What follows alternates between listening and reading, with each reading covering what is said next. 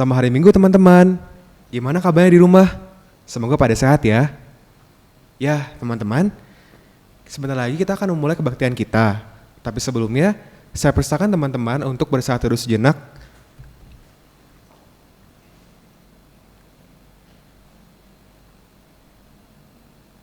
Oke, teman-teman, sebagai lagu pembuka kita, marilah kita bernyanyi lagu Satukanlah Hati Kami.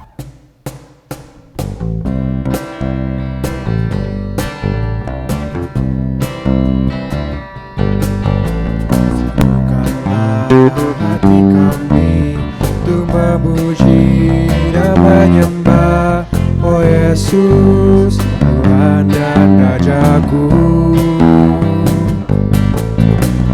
Eratkanlah tali kasih di antara kami semua, oh Yesus, Tuhan dan Rajaku.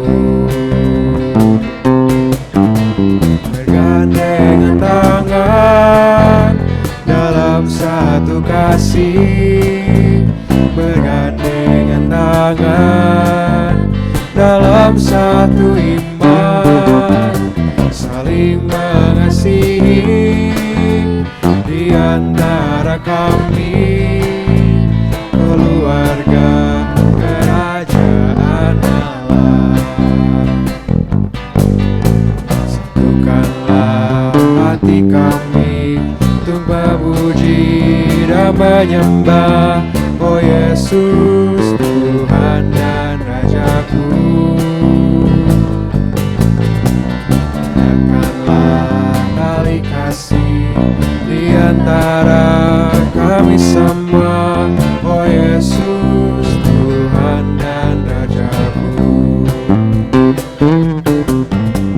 Bergandengan tangan dalam satu kasih, bergandengan tangan dalam satu iman, saling mengasihi di antara kami, keluarga kerajaan Allah.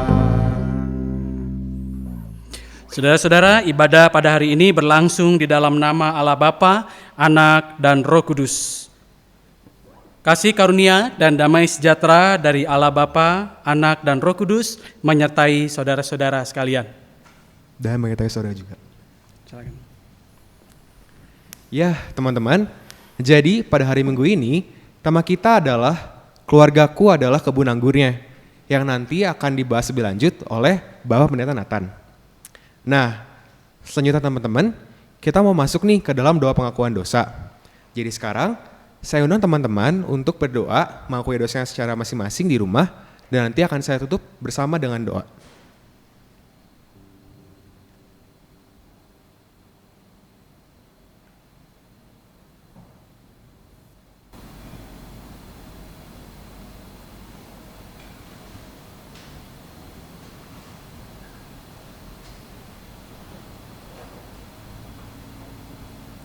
Ya Tuhan, inilah kami ya Tuhan, anak-anak-Mu.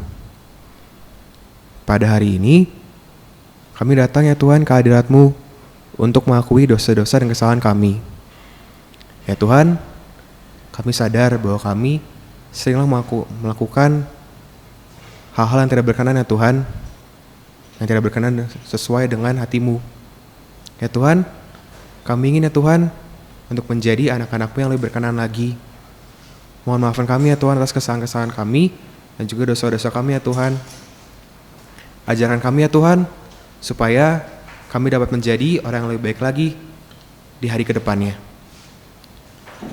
Ya Tuhan, inilah kami anak-anak-Mu, dalam nama-Mu kami berdoa. Amin.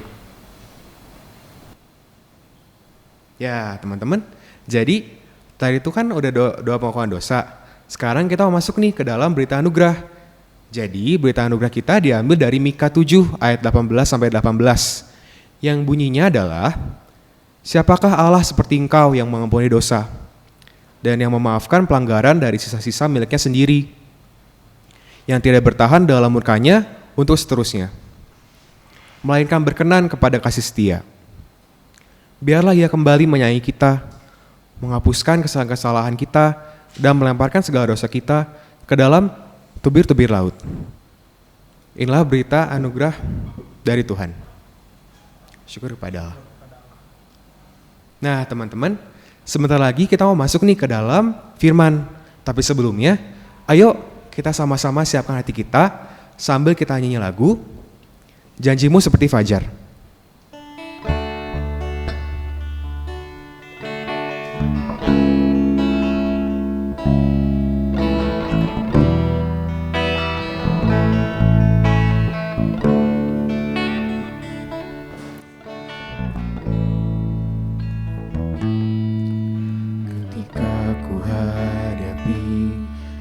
Kehidupan ini, jalan mana yang harus ku pilih? Ku tahu ku tak mampu, ku tahu ku tak sanggup. Hanya Kau Tuhan tempat jawabanku.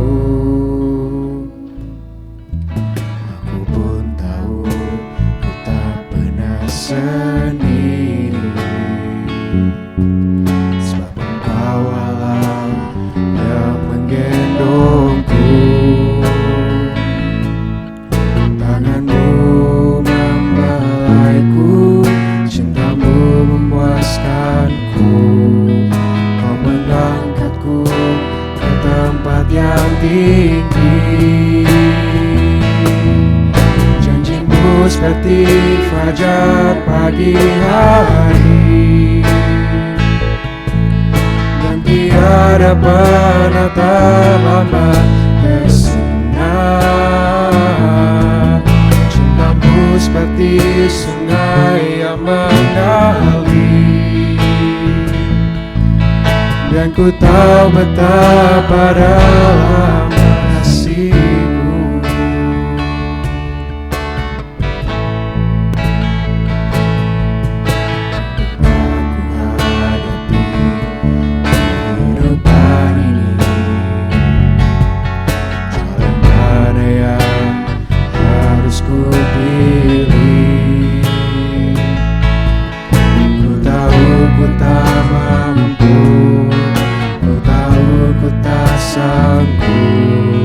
Hanya Kau Tuhan tempat jawabanku. Aku pun tahu ku tak pernah sendiri, sebab Engkau Allah yang menggendongku. Tanganmu membelaiku, cintamu memuaskanku. Kau mengangkatku ke tempat yang tinggi. Janjimu seperti fajar pagi hari, dan tiada pernah terlambat bersinar. Cintamu seperti sungai yang mengalir, dan ku tahu betapa dalam kasih-Mu. Dan ku tahu betapa dalam kasih-Mu. Dan ku tahu betapa dalam kasih-Mu.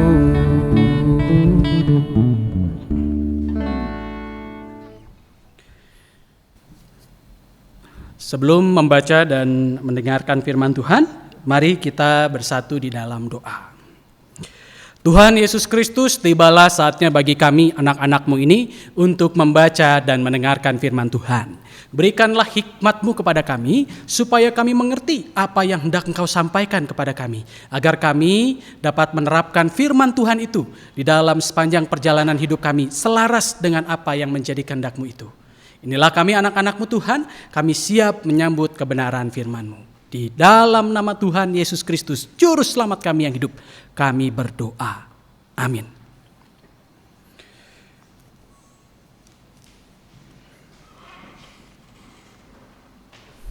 Bacaan firman Tuhan diambil dari Matius 21 ayat 33 sampai 46. Demikianlah firman Tuhan tertulis. Dengarkanlah suatu perumpamaan yang lain.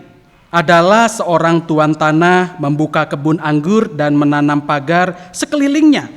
Ia menggali lubang tempat memeras anggur dan mendirikan menara jaga di dalam kebun itu. Kemudian ia menyewakan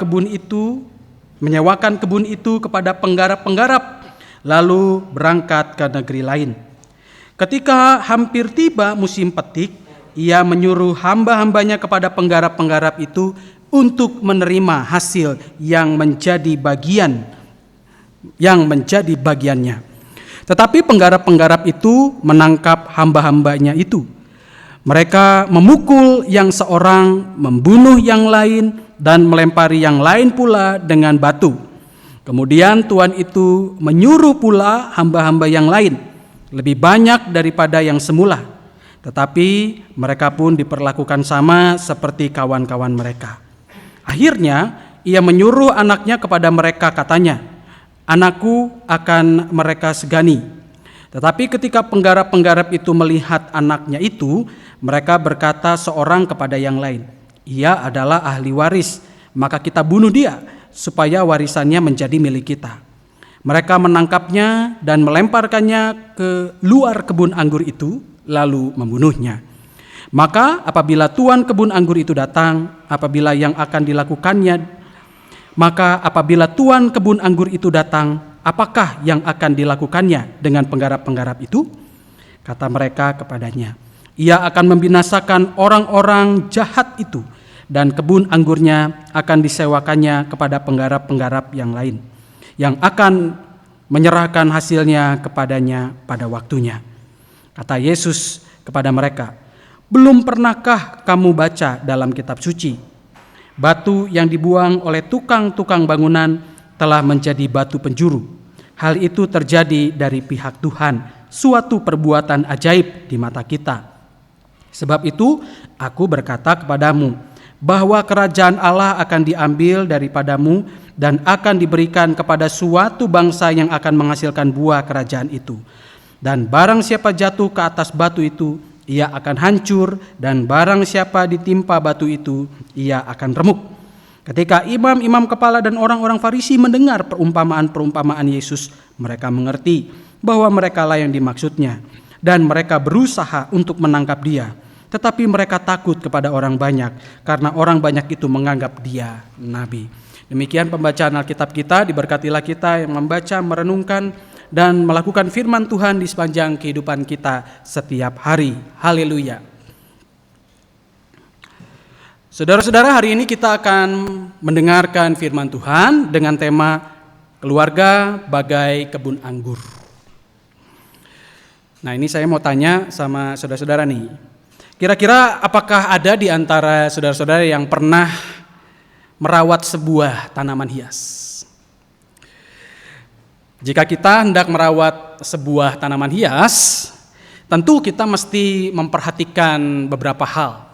Ya, contohnya kita mesti memperhatikan kualitas tanahnya.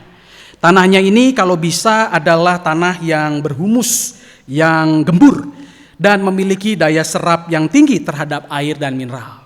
Ya, kalau tanahnya berbatu, tanaman hiasnya tidak bisa bertumbuh dengan baik, harus yang gembur, yang mengandung humus. Tidak hanya itu, kita juga mesti menyirami tanaman itu dengan air agar kebutuhan mineralnya terpenuhi, sehingga tanaman ini bisa bertumbuh dan menghasilkan daun dan bunga yang menarik untuk dilihat. Nah, kita juga perlu memperhatikan di mana kita menyimpan tanaman ini. Ya tentu di tempat yang harus cukup sinar mataharinya. Kalau kekurangan sinar matahari, tentu tanaman ini akan layu, tidak akan berkembang dengan baik. Ya.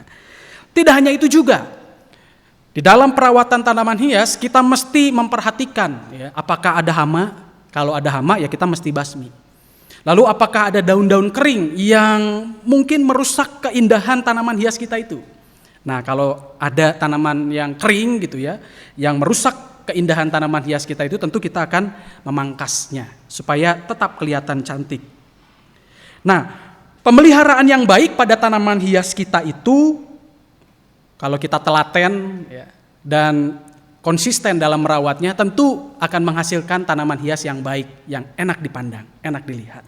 Sebaliknya, kalau kita kurang perhatian, kurang perawatan terhadap tanaman itu menjadi tanaman yang mati sebelum bertumbuh, atau bahkan kalaupun dia bertumbuh, dia tidak enak dipandang, gitu ya.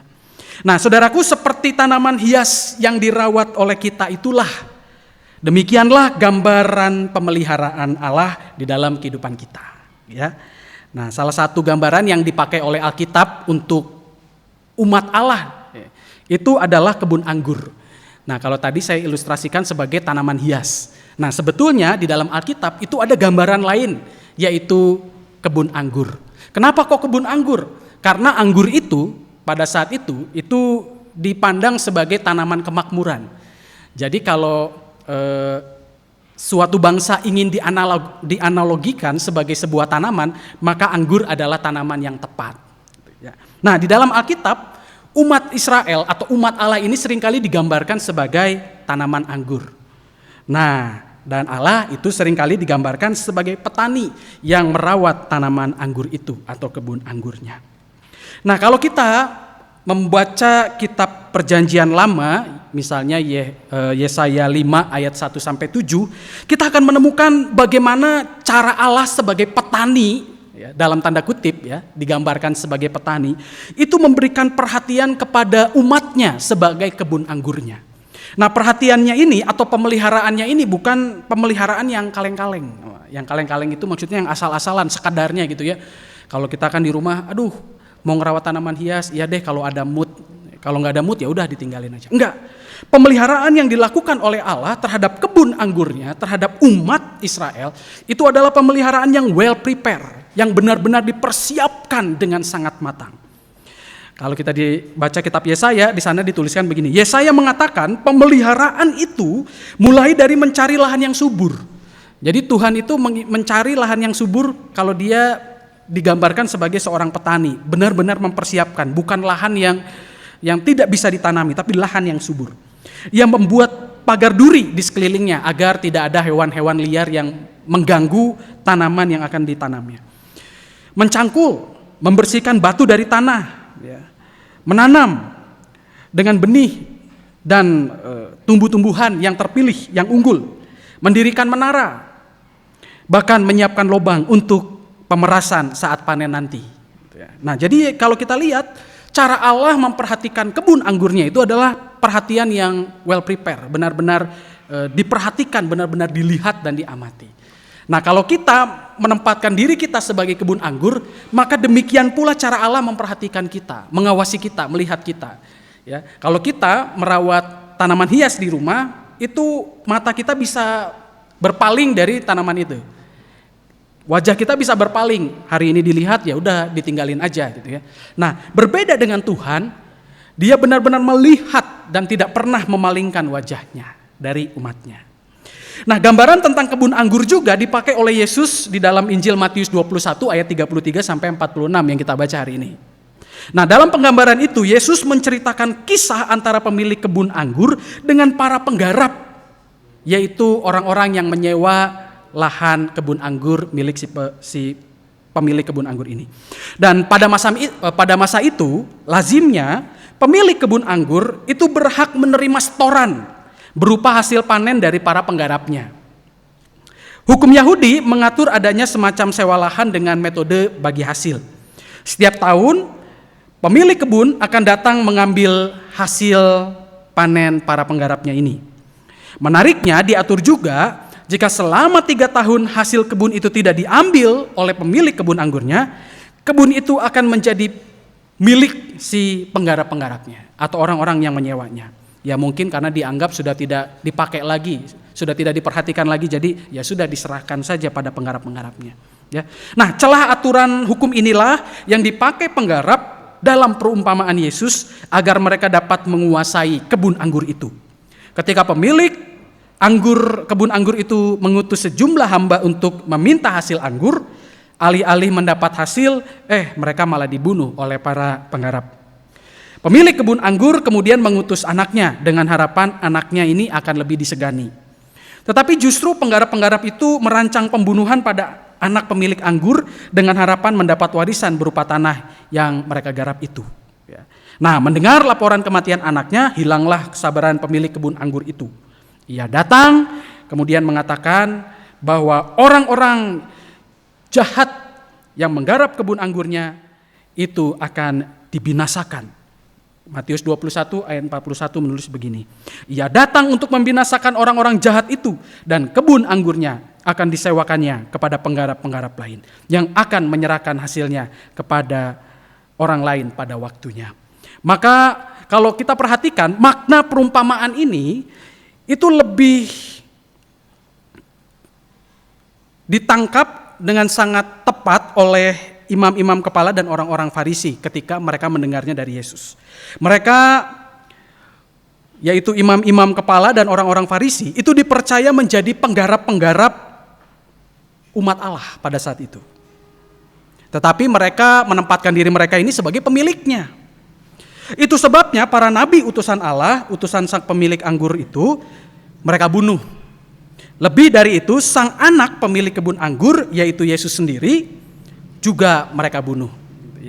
Jadi apa yang mereka lakukan itu menunjukkan bahwa mereka itu sedang menolak pemeliharaan Allah.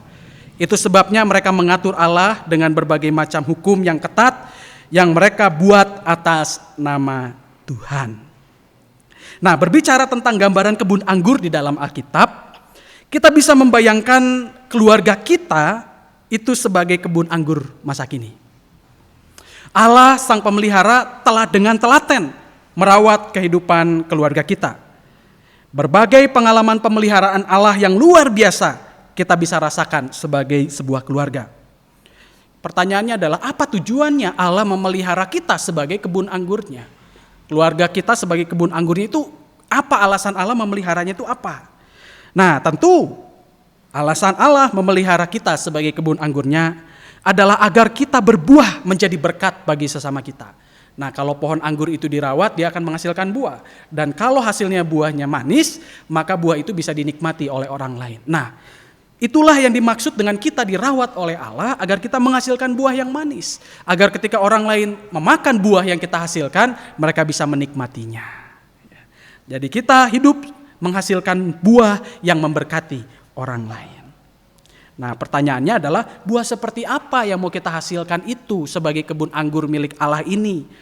Nah, buah yang diharapkan oleh Allah dari keluarga kita sebagai kebun anggurnya adalah kita ini hidup benar-benar terarah pada Tuhan Yesus, bukan pada hal-hal lahiriah gitu. Nah, jadi buahnya itu adalah kita ini semakin mengandalkan Kristus di dalam kehidupan kita. Nah, kalau kita telusuri lah, apa sih yang menjadi fokus kehidupan orang-orang pada umumnya di dunia ini? Ya, mereka akan berlomba-lomba untuk mencari harta lahiriah atau harta material, kekayaan material. Untuk apa? Untuk kebahagiaan. Apakah itu salah? Tidak. Perlu kita akui bahwa kekayaan material memang penting untuk menolong kehidupan kita. Tetapi tujuan kita bukanlah kita hidup untuk kekayaan material. Kekayaan material adalah berkat tambahan atau bonus dari Tuhan ketika kita bekerja di dunia ini untuk menghadirkan nilai-nilai kerajaan Allah. Nah, jadi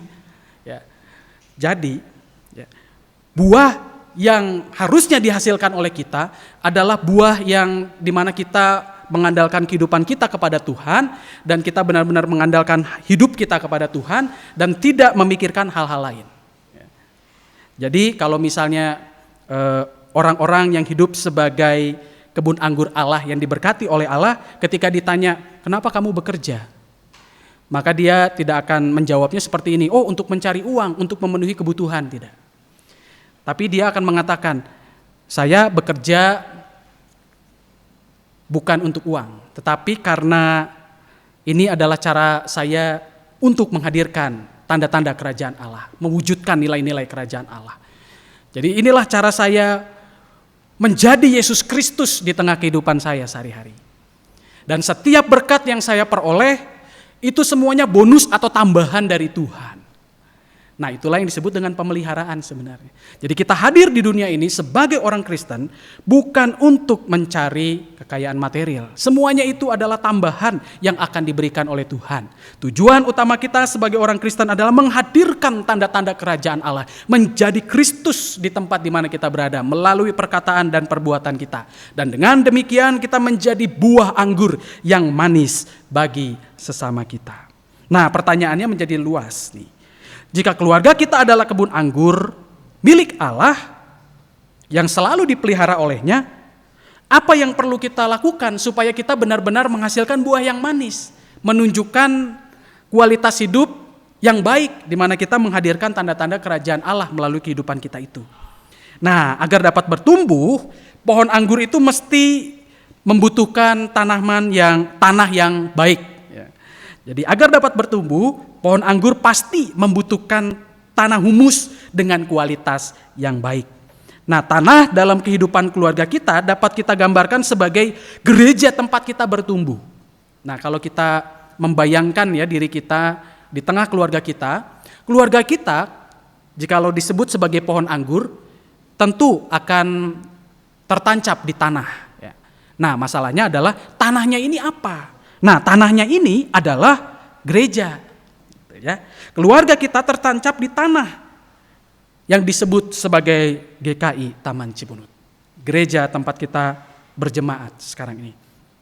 Agar tanah kita selalu subur, tanah mesti diolah dengan sangat baik, misalnya diberi pupuk. Nah, gereja kita juga perlu diberi perhatian, perlu diberi pupuk. Seperti apa contohnya? Contohnya adalah dengan kita sebagai anggota jemaat, sebagai pokok-pokok anggur atau pohon anggur ini berkontribusi, mempersembahkan apa yang kita miliki untuk mengembangkan dan memajukan tanah yaitu GKI Taman Cibunut ini. Persembahan apa yang bisa kita berikan? Tidak cukup hanya persembahan material, tetapi persembahan tenaga, persembahan pikiran, dan lain sebagainya. Contohnya ya, sekarang ibadah-ibadah kita dilakukan dengan metode live streaming dan recording. Tentu membutuhkan banyak tenaga. Dan cukup banyak rekan-rekan muda yang menyediakan diri untuk menyediakan tenaga dan pikirannya, menyediakan segala sesuatu supaya ibadah ini bisa berjalan dengan baik. Nah, inilah yang disebut dengan kita memupuk tanah tempat kita bertumbuh. Kita memupuk gereja kita. Kita berkontribusi untuk menyuburkan tanah kita, yaitu GKI Taman Cibunut. Itu adalah contoh kecil. Tentu ada lagi contoh-contoh yang lainnya. Misalnya kita yang terpanggil sebagai pengurus komisi remaja atau pemuda, ya, kita mengerahkan karunia-karunia yang Tuhan anugerahkan kepada kita untuk membangun kehidupan anak-anak muda di gereja ini. Dan banyak hal bisa kita lakukan untuk menyuburkan tanah kita, tempat kita bertumbuh ini. Ya. Nah, selain memperhatikan tanah atau gereja tempat kita tertancap atau bertumbuh, tertanam, kita sebagai pohon anggur juga perlu diperhatikan. Nah, kitanya sendiri perlu diperhatikan, tanahnya perlu diperhatikan, kita sebagai pokok anggurnya juga perlu diperhatikan. Misalnya begini, pohon anggur itu mesti disiram dengan air supaya cukup nutrisi untuk pertumbuhannya. Dia juga harus terkena sinar matahari supaya bertumbuh dengan baik. Nah, kalau kita bayangkan apakah yang disebut air dan sinar matahari itu? Nah, kita bisa memberikan jawabannya di sini. Hal itu adalah firman Tuhan. Nah, kalau kita adalah pokok anggur yang membutuhkan mineral untuk pertumbuhan kita, maka kita sebagai anggota jemaat gereja, kita membutuhkan firman Tuhan supaya bisa bertumbuh. Bagaimana caranya kita mendapatkan hal tersebut? Ya, kita terlibat di dalam persekutuan-persekutuan di GKI Taman Cibunut ini. Misalnya ada persekutuan remaja melalui Zoom online, kita melibatkan diri di dalamnya. Ada kebaktian online yang selalu ditayangkan setiap minggu. Kita ikut, tidak pernah absen. Nah, itu adalah bagian di mana kita ingin disirami oleh Tuhan supaya kita menjadi pokok anggur yang berbuah manis pada akhirnya. Nah, di dalam pertumbuhannya, tentu pohon anggur ini pasti akan ada ancaman-ancaman seperti hama, ya. Terus ranting-rantingnya juga bisa kering, tidak bertumbuh, daun-daunnya pun juga bisa kering, ya. Bisa merusak buahnya. Nah, maka perlu ada treatment bagi pohon anggur yang mengalami hal-hal tersebut. Nah, itu ibarat diri kita yang hidup sebagai anggota jemaat di gereja ini, kita pun juga pasti pernah mengalami kesulitan-kesulitan dalam pertumbuhan iman kita. Misalnya kita tergoncang nih imannya, aduh baptis ulang boleh nggak nih? Ya, kebaktian di GKI Taman Cibunut saya udah dibaptis, terus diajak nih ke gereja lain, terus diajak baptis selam, saya masih boleh nggak nih? Terus saya masih boleh nggak tepuk tangan, loncat-loncat saat bernyanyi? Kalau di gereja yang lain saya boleh, di Cibunut boleh nggak? Nah, itu adalah sesuatu yang membutuhkan treatment, sesuatu yang membutuhkan perhatian. Nah, itu bagaimana caranya? Ya, kita bersedia untuk membicarakan itu di dalam gereja, ya. Jadi ibaratnya kalau rantingnya kering ya kita beri perhatian, kalau daunnya kering kita guntingin gitu ya. Jadi artinya dibekali supaya ia memiliki pemahaman yang baik dan utuh mengenai kehidupan sebagai anggota jemaat GKI. Nah, saudaraku, ini adalah tugas kita bersama-sama sebagai kebun anggur milik Allah. Kita harus saling mengingatkan, menguatkan, dan menyuburkan agar keluarga kita tumbuh dalam kebahagiaan dan berbuah dan menjadi berkat bagi sesama. Kiranya Tuhan memberkati kita semua. Amin. Mari kita bangkit berdiri bersama dengan umat Tuhan di sepanjang abad dan tempat. Marilah kita mengucapkan pengakuan iman kita menurut pengakuan iman rasuli. Aku percaya kepada Allah, Bapa yang Maha Kuasa, Khalik langit dan bumi, dan kepada Yesus Kristus, anaknya yang tunggal Tuhan kita, yang dikandung dari Roh Kudus, lahir dari anak darah Maria, yang menderita sengsara di bawah pemerintahan Pontius Pilatus, disalibkan, mati dan dikuburkan, turun ke dalam kerajaan maut. Pada hari yang ketiga, bangkit pula dari antara orang mati, naik ke surga, duduk di sebelah kanan Allah, Bapa yang Maha Kuasa. Dan dari sana ia akan datang untuk menghakimi orang yang hidup dan yang mati. Aku percaya kepada Roh Kudus, gereja yang kudus dan am, persekutuan orang kudus, pengampunan dosa, kebangkitan orang mati, dan hidup yang kekal. Amin. Silakan duduk kembali.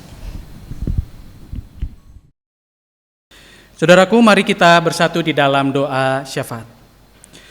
Tuhan Yesus Kristus, kami bersyukur hari ini Engkau mengingatkan kami sekali lagi bahwa kami sebagai anak-anak-Mu di tengah kehidupan keluarga kami adalah kebun anggur milik-Mu, di mana kami percaya bahwa Engkau akan memberikan perhatian kepada kami, memberikan sesuatu yang kami perlukan.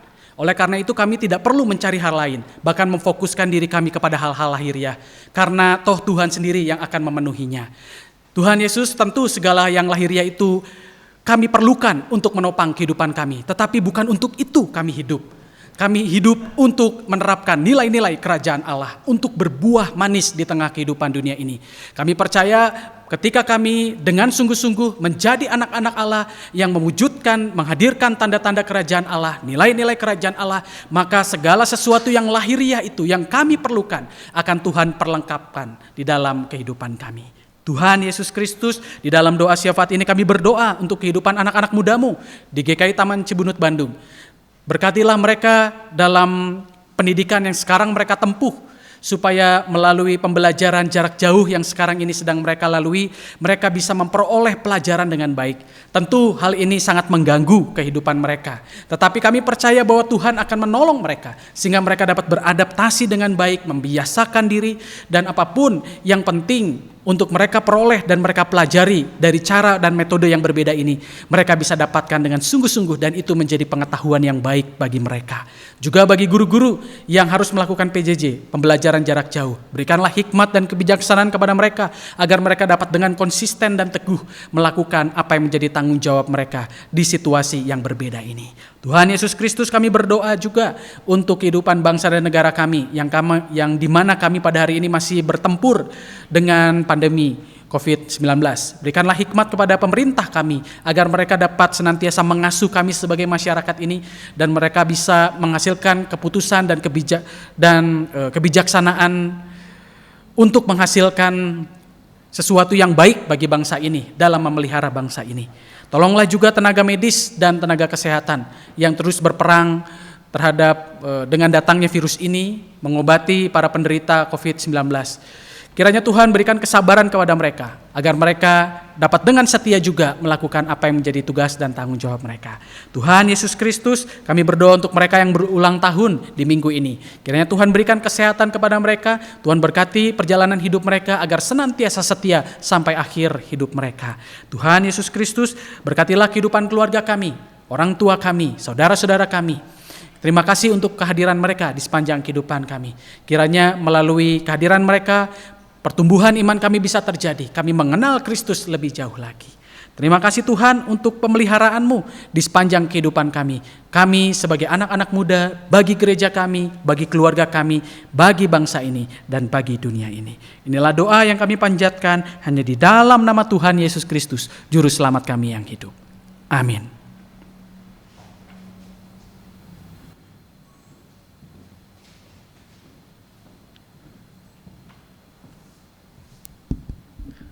Terima kasih Kak Nathan atas khotbahnya. Jadi teman-teman, sekarang kita mau masuk ke dalam persembahan. Nats persembahan kita diambil dari 2 Korintus 9 ayat 7 yang bunyinya adalah, hendaklah masing-masing memberikan menurut kerelaan hatinya, jangan dengan sedih hati atau karena paksaan, sebab Allah mengasihi orang yang memberi dengan sukacita.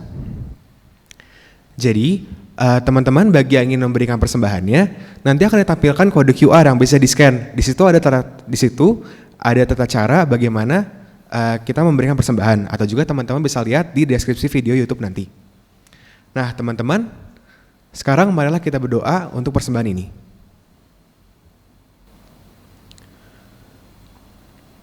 Ya Tuhan, sekarang kami datang ya Tuhan.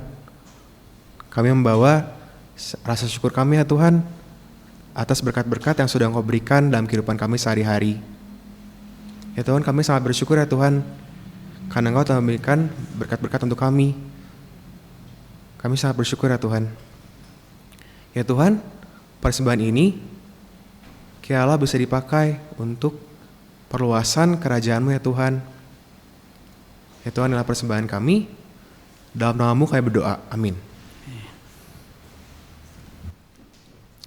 Oke teman-teman, sebentar lagi nih kita udah masuk ke dalam penutupan. Tapi sebelumnya ada beberapa hal nih yang pengen aku bagiin. Jadi, tadi itu aku dapat beberapa hal. Nah, teman-teman, keluarga kita adalah kebun anggur Allah. Nah, buah yang dihasilkan itu seharusnya adalah kita yang menjadi lebih bergantung kepada Tuhan. Sebagai ladang anggurnya Tuhan, seharusnya bukan kekayaan materi yang kita kejar dalam kehidupan ini. Tapi seharusnya itu kita hidup dan berbuah untuk mengadakan Tuhan Yesus dalam lingkungan kita sehari-hari. Nah, walaupun memang sih kekayaan materi itu penting banget, bukan penting banget ya, memang penting buat kehidupan kita. Tapi hal itu tuh bukanlah target, tapi hal itu adalah bonus yang diberikan Tuhan. Nah, teman-teman, sebagai kebun anggurnya Tuhan, kita juga harus selalu menjaga diri kita mencukupkan diri kita dengan nutrisi. Yaitu apa? Yaitu dengan firman-Nya Tuhan. Nah, kita juga harus bisa nih ngebantu kebun-kebun anggur lainnya supaya terus ternutrisi oleh firman Tuhan itu. Nah, jadi gitu teman-teman yang aku dapat dari khotbah hari ini.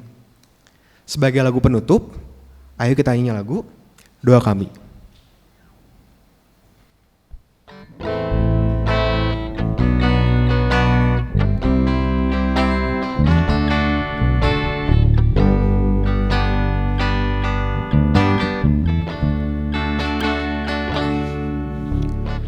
Syukur untuk setiap rencana-Mu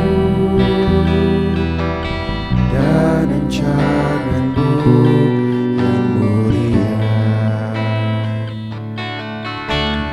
Dalam satu tubuh kami bersatu,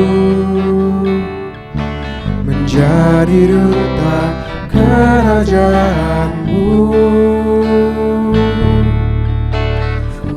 Ucapkan berkat atas Indonesia, biar kemuliaan Tuhan akan nyata bagi bangsa ini. Kami berdiri menembak doa kami kepadamu, sesuatu yang besar pasti terjadi dan mengubahkan negeri kami. Hanya namamu Tuhan ditinggikan atas seluruh bumi.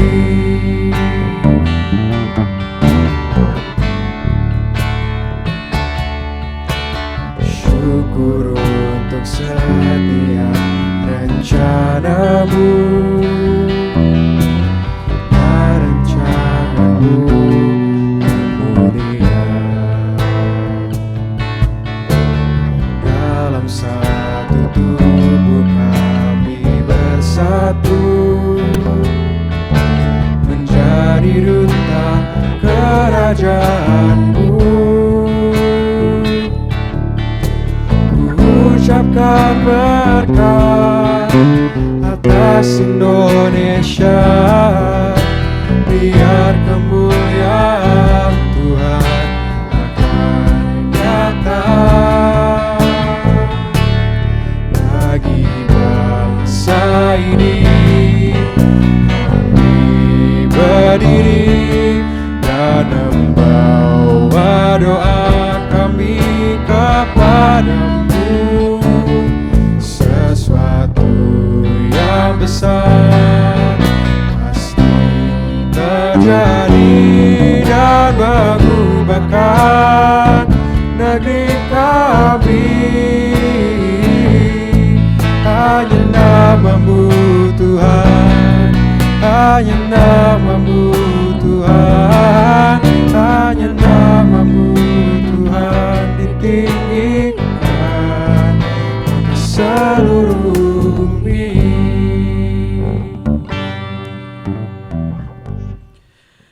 Saudaraku, arahkanlah hatimu kepada Tuhan dan terimalah berkat-Nya. Tuhan menyinari engkau dengan wajah-Nya dan memberi engkau kasih karunia. Tuhan menghadapkan wajah-Nya kepadamu dan memberi engkau damai sejahtera. Haleluya. Amin.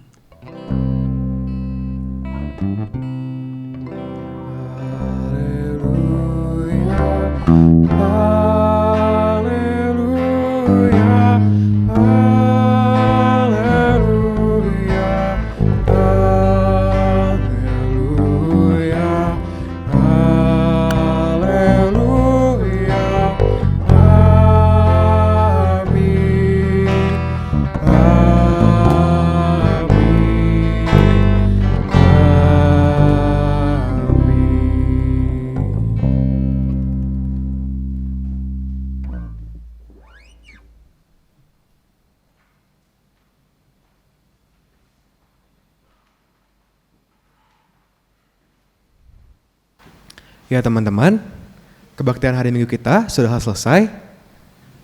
Sama hari Minggu, Tuhan Yesus memberkati.